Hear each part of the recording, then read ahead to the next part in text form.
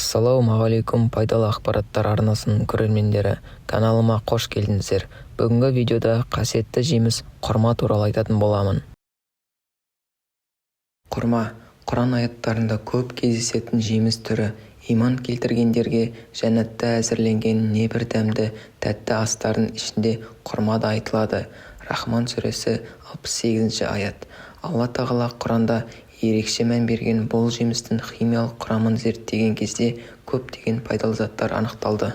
Дастарханымыздан үзілмейтін құрма жай ғана жеміс емес, дәрумендер қоймасы, деніміздің саулығының шипасы.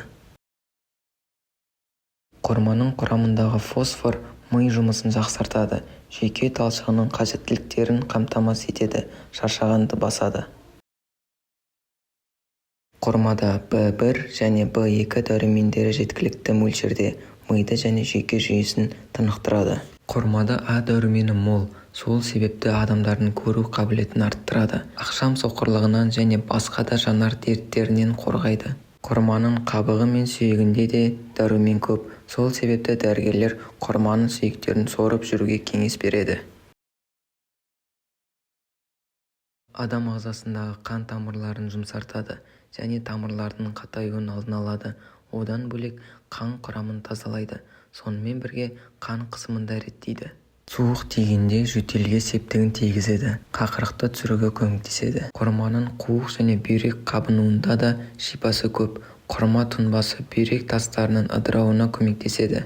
Адамның іші өткен кезде немесе құсқан кезде ағзадағы су, тұз, калий, натрий, глюкоза азайып кететіндіктен құрманы молынан жеген дұрыс. Өйткені осы дәрумендердің бәрі құрманың құрамында бар. Шығыс халықтары, арабтар, кофе тағы басқа сусындарды міндетті түрде құрмамен ішеді.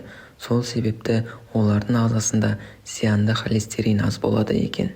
Осылайша күнделікті рационыңызға құрма қосу сіздің денсаулығыңызға керемет пайда әкелуі мүмкін. Олар дәмді ғана емес, сонымен қатар пайдалы, денені қажетті қоректік заттармен қамтамасыз етеді және денсаулықты сақтауға көмектеседі. Видеоны соңына дейін көргеніңіз үшін рахмет. Пайдалы ақпараттар алу үшін арнаға жазылыңыз.